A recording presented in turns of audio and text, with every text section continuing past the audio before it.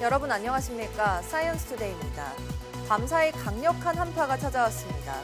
서울의 아침 체감 온도는 영하 12도까지 떨어졌고 중부지방을 중심으로 한파특보가 내려졌는데요. 일부 서해안 지역엔 많은 눈이 예보된 만큼 한파와 눈길 안전사고에 조심하셔야겠습니다. 오늘의 주요 뉴스입니다.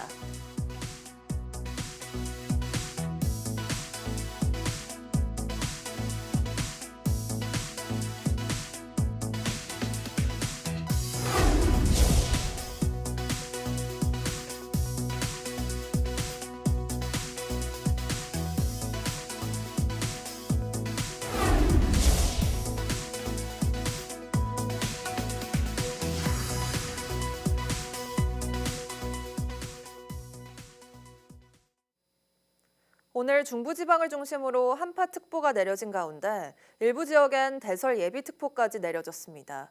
취재기자 연결해 자세한 날씨 소식 알아보겠습니다. 김은별 기자, 오늘 전국적으로 기온이 크게 떨어졌는데 현재 날씨는 어떤가요? 네, 겨울의 시작을 알리듯 12월 시작과 함께 한파가 이어지고 있는데요.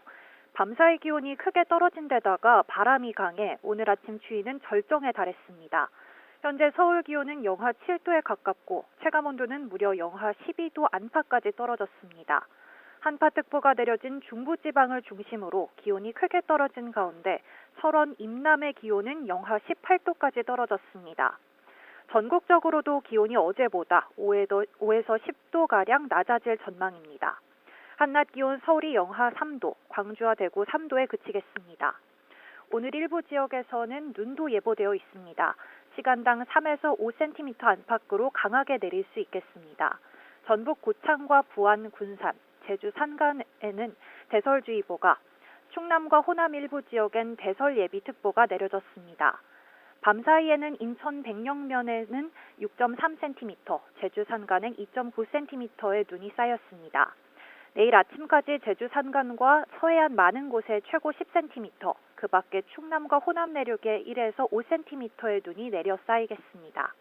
한파와 눈으로 인한 피해 없도록 주의하고 건강관리에도 유의해야겠습니다. 지금까지 YTN 사이언스 김은별입니다.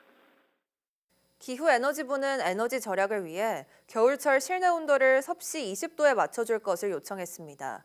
기후부는 우리나라의 경우 실내에서 온도를 높이고 반소매를 입고 생활하는 습관이 있다며 겨울철 적정 실내 온도를 20도에 맞춰 건강을 지키고 에너지 절약도 실천해달라고 당부했습니다. 이호연 기후부 2차관 등은 서울 중구에서 에너지 절약 캠페인 출범식을 열고 한국전력공사 등 공공기관 관계자들과 명동을 돌며 난방시 문을 닫아달라는 홍보 활동을 펼쳤습니다. 다목적 실용위성인 아리랑 7호가 발사에 성공하면서 우리나라의 지구 관측 능력이 세계 최고 수준인 30cm급으로 올라설 것으로 보입니다. 누리호 4차 발사 때 탑재된 큐브 위성 12기 가운데 9기도 생존이 확인됐는데 우리나라의 위성 개발 어디까지 왔고 앞으로의 계획은 뭔지 장하영 기자가 보도합니다.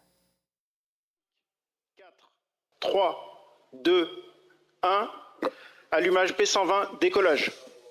아리랑 7호가 남아메리카 프랑스령 기아나 우주센터에서 아리안 스페이스 베가 C에 실려 우주로 날아갑니다. And we have confirmation there of separation of ComSat right over Jeju Island. 44분 뒤 제주도 상공 고도 570km 궤도에서 위성이 정상 분리됐고 25분 뒤 남극 트롤 지상국과 첫 교신에 성공했습니다.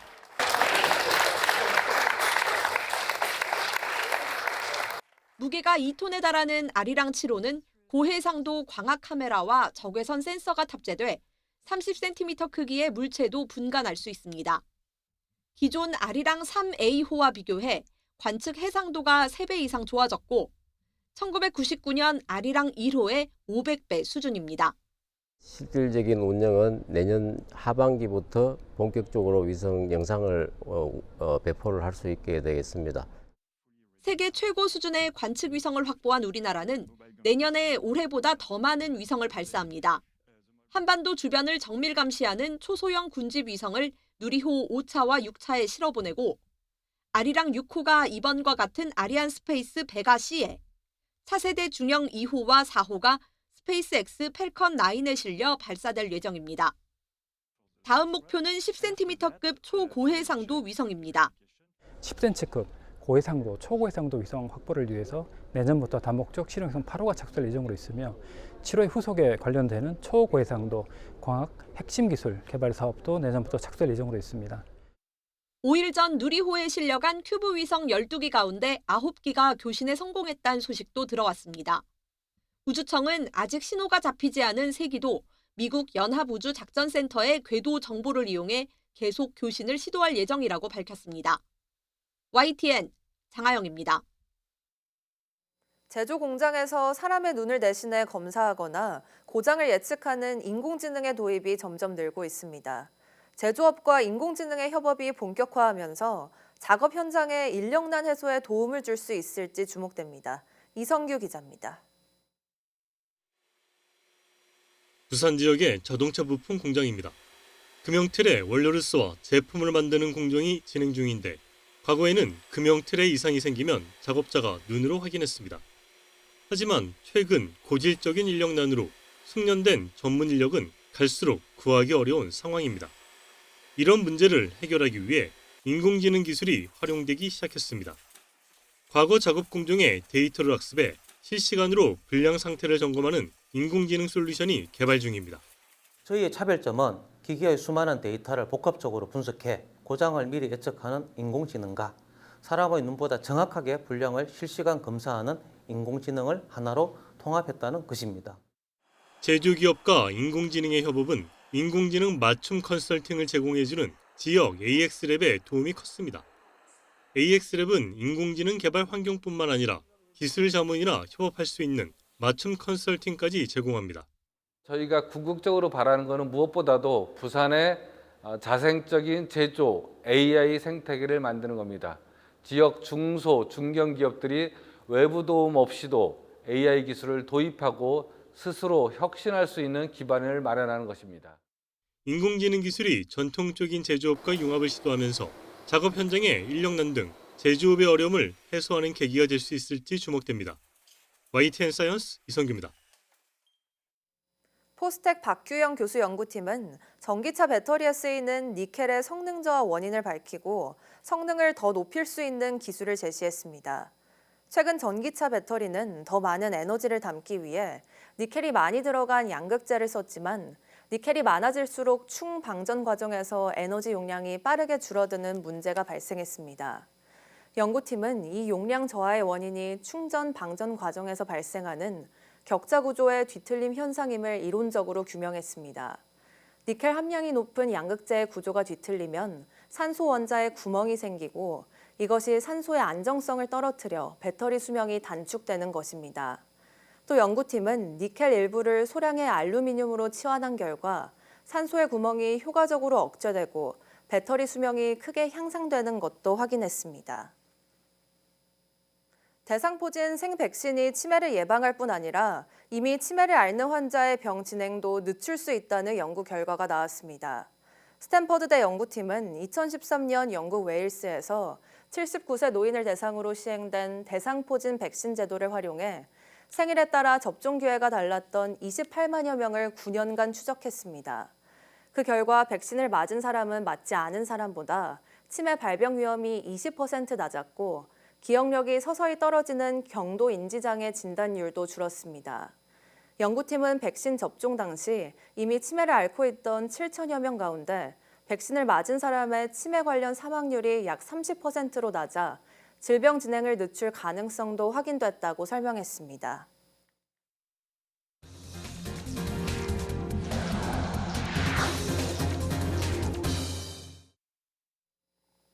쿠팡 정보 유출 사태 용의자로 지목된 중국 국적 직원이 인증 시스템 개발팀 소속 정규직 직원이었던 것으로 드러났습니다. 쿠팡은 해당 직원이 재직 중 가지고 나간 인증키를 활용해 범행을 벌인 것으로 추정하고 있습니다. 보도에 박기환 기자입니다. 쿠팡 고객 계정 정보 유출은 지난 6월 말부터 무려 5달 가까이 이뤄진 것으로 파악됐습니다. 정부는 조사 결과 일반 고객이 쿠팡에 접속할 때 인증에 사용되는 암호키가 사용됐다고 밝혔습니다. 인증용 토큰을 전자서명하는 암호키가 악용되었습니다.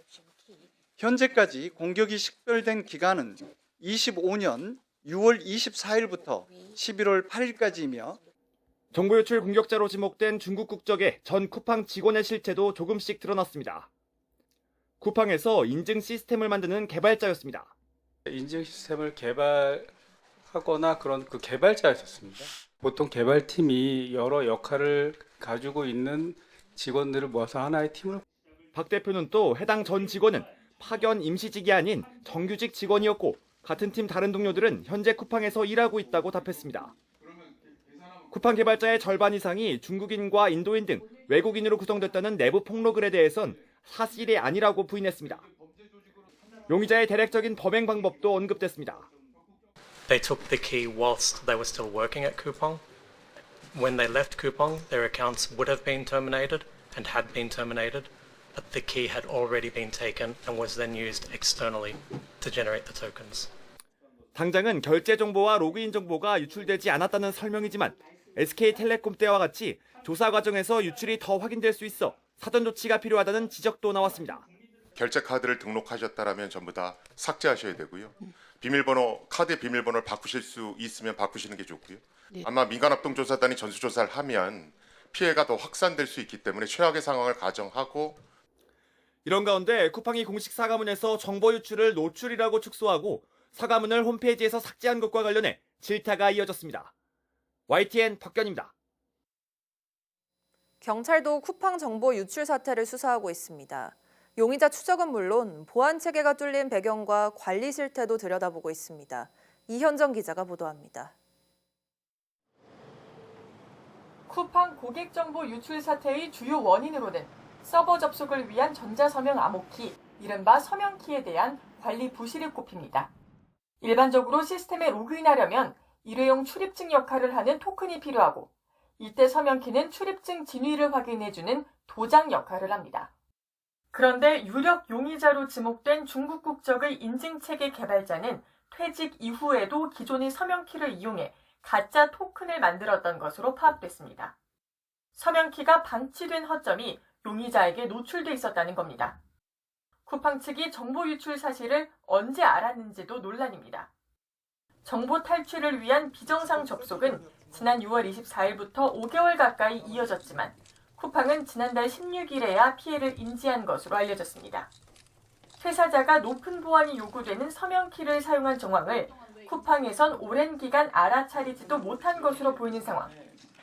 전문가들은 보안 시스템에 탐지되지 않도록 데이터 탈취가 장기간에 걸쳐 조금씩 이루어졌을 거라고 보고 있습니다. 그렇게 여러 번 시도를 해서 어떤 보안 시스템에 걸리지 않도록 하는 방법까지 알아서 그런 방법을 사용한 거로 보여져요. 쿠팡 측이 기민하게 대처했다면 대규모 피해는 막을 수 있었을 거라는 지적이 나오는 이유입니다. 용의자를 추적하고 있는 경찰은 구체적인 정보 탈취 과정을 확인하면서 시스템의 기술적 취약점도 들여다보고 있습니다. 또 피해 사실을 뒤늦게 인지할 정도로 쿠팡 측 관리에 허술함이 있었는지도 조사할 계획입니다. 이와 함께 유출 정보 거래나 2차 피해 여부에도 촉각을 곤두세우고 있습니다. YTN 이현정입니다. 쿠팡의 개인정보 유출 사태 이후 해외 직구에 필요한 통관 부호를 발급하는 시스템이 차질을 빚자 관세청이 긴급대책 마련에 나섰습니다. 관세청은 개인 통관 고유 부호 재발급과 해지, 사용정지 서비스 이용 폭증으로 유니패스 접속 지연이 발생하고 있다며 전용 발급 시스템을 구성하기로 했다고 밝혔습니다. 이어 시스템 구성에 시간이 걸리는 만큼 신규 발급이 시급한 경우에는 신분증을 갖고 전국 세관에 방문하면 현장 발급이 가능하다고 설명했습니다. 또 국민비서 알림 서비스에 가입해 전자상거래 물품 통관 내역 알림을 설정하면 물품 통관을 확인할 수 있고 본인이 구매하지 않은 내역이 확인되면 도용 신고를 할 수 있다고 덧붙였습니다. 쿠팡 사태 이후 지난달 30일부터 이틀 동안 통관 부호 재발급 건수는 40만 건을 넘어섰고 유니패스는 접속 차질이 발생했습니다. 대규모 개인정보 유출 사고를 일으킨 쿠팡에 대해 정부가 역대급 과징금을 부과할 가능성이 커지고 있습니다. 최대 1조 원이 넘을 수 있다는 관측까지 나오면서 과거 최대 과징금 사례였던 SK텔레콤의 기록을 넘어설지 주목됩니다. 김진두 기자가 보도합니다.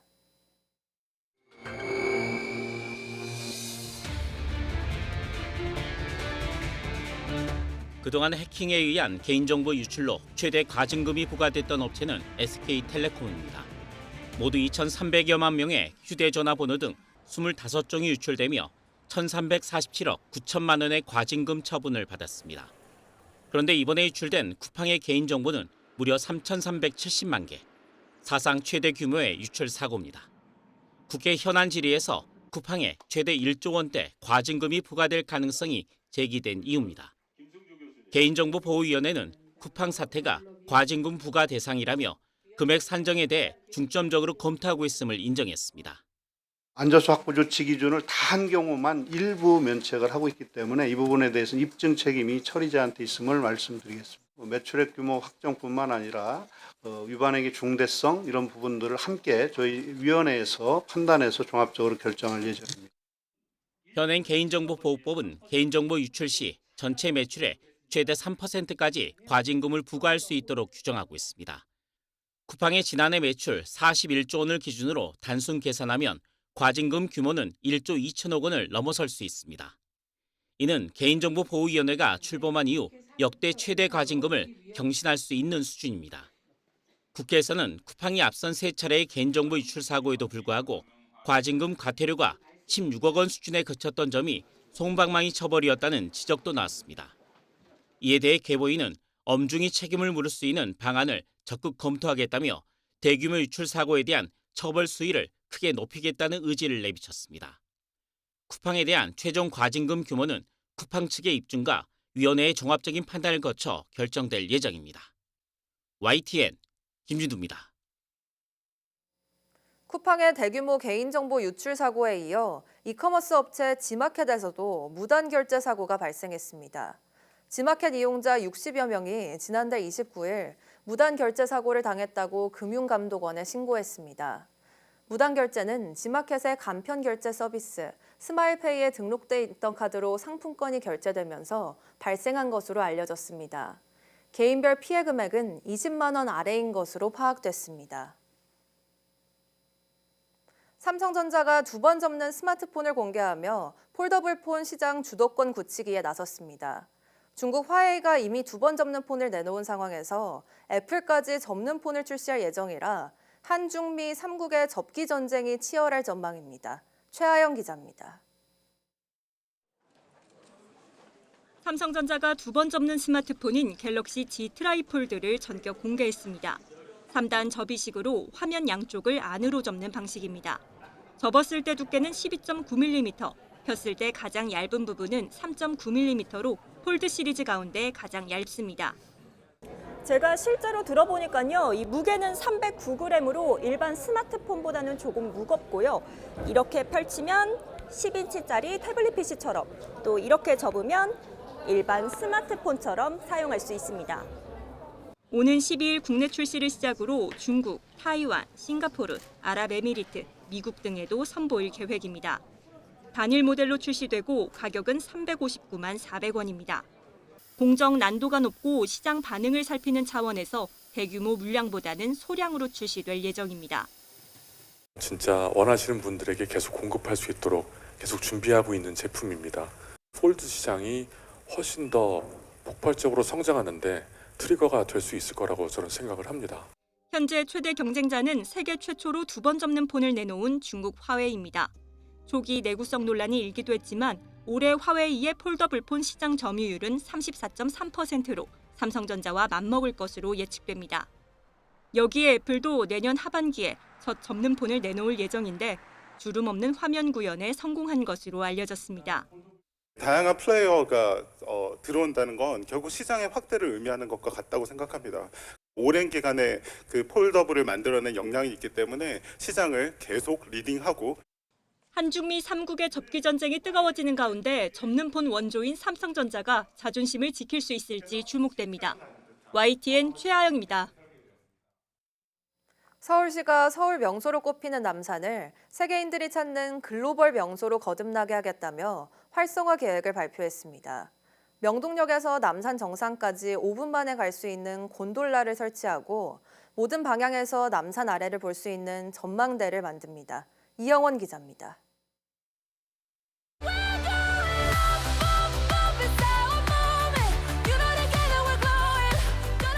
세계적인 인기를 끈 애니메이션 K-팝 데몬 헌터스에는 서울 명소인 남산이 나옵니다. 이 캐대언 열풍을 타고 세계인들이 찾고 있지만 접근성이 좋지 않은 데다 케이블카 대기 시간이 긴 게 흠으로 꼽혀왔습니다. 한 기업이 케이블카 48인승 캐빈 단 2대로 독점 운영해온 탓인데 정부마저 나서 이를 지적할 정도입니다. 강 비서실장은 캐대언 인기로 관광객이 급증했음에도 남산 케이블카 서비스 품질에 대한 불만이 이어지고 있다며 이 문제의 뿌리는 1961년에 특혜성 사업 면허가 60년 넘게 유지된 구조에 있다고 지적했습니다. 앞으로는 달라집니다. 서울시가 10인승 캐빈 25대로 시간당 2,000명 이상 나를 수 있는 곤돌라를 다시 추진하고 있습니다. 휠체어를 탄 장애인이나 유모차를 끄는 부모도 명동역에서 남산 정상까지 단 5분 만에 갈 수 있습니다. 시는 2027년 준공을 목표로 하고 있지만 오는 19일 독점 기업이 제기한 소송 1심 선고 결과가 변수입니다. 승소하면 바로 공사에 착공해서 시행령이 개정되면 소송 결과에 상관없이 곤돌라 사업이 추진 가능하게 됩니다. 그래서 정부가 시급히 시행령 개정을 추진해 주시기를 이 자리를 빌어서도 건의드립니다. 이와 함께 남산 정상에는 모든 방향에서 아래를 조망할 수 있는 360도 전망대를 만들고 하늘 숲길과 북측 숲길을 포함한 1.9km 구간의 산책로도 꾸밉니다. 또 남산의 역사를 배우는 다양한 프로그램을 마련하고 생태 환경 복원에도 나섭니다. 시는 이 같은 사업에 1,500억 원을 투입해 서울을 넘어선 세계 명소로 남산을 재정비할 방침입니다. YTN 이영훈입니다. 유물의 보존 처리는 역사적 가치를 현재에 되살린다는 점에서 대단히 중요한 의미를 지닙니다. 조선 왕실 주요 유물의 보존 과정을 실제 사례로 보여주는 특별전과 우리나라 보존 과학의 역사를 담은 전시회가 동시에 열리고 있습니다. 박순표 기자의 보도입니다. 1690년 조선의 20대 왕인 경종이 왕세자로 책봉될 때 임명장입니다. 원본 뒤에 덧댄 배접을 원래 재질인 당나무 종이로 붙이고 색이 바랜 글씨도 깔끔하게 복원했습니다. 보존 처리가 진행 중인 대한제국 황실의 옥으로 만든 발입니다. 구슬을 꿰는 방식이 복잡하고 무엇보다 오래된 실을 어떻게 복원하느냐가 관건입니다. 변섬유가 지금 마섬유보다는 열화가 그러니까 좀 덜 손상이 되어 있는 상태라 실은 살릴 수가 있는데 그러면 어느 정도 선까지 이 실을 살려서 유물을 보존 처리할 것인지 그런 부분에 대한 고민들을 저희가 진행을 하고 있습니다. 국립고궁박물관이 마련한 특별전에서는 실제 보존 처리 과정과 복원된 유물을 함께 확인할 수 있습니다. 보존 과학의 역사를 한눈에 보는 전시도 마련됐습니다. 우리나라의 유물 보존 업무는 1970년대 중반 국립중앙박물관에서 시작됐고 초창기 현미경 조사와 액선 촬영 등 기초적인 방법에서 출발했습니다. 보존과학이 1976년도에 이쑤시개 하나로 시작했습니다. 그 이후에 현재는 컴퓨터 단청 촬영 등 첨단 기술을 이용해서 문화유산에 대한 구조나 내부 구조나 재질, 다양한 문화재의 비밀을 밝혀내고 있습니다.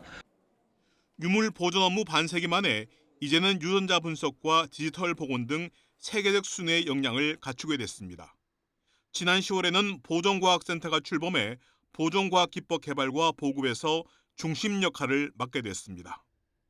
보존과학의 역사와 미래, 그리고 실제 사례를 함께 볼 수 있는 특별전은 각각 내년 6월과 2월까지 계속됩니다. YTN 박순표입니다.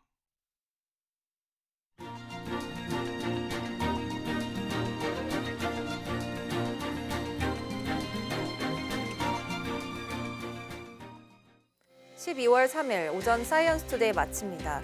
오후 뉴스도 많은 시청 바랍니다. 시청해주신 여러분 고맙습니다.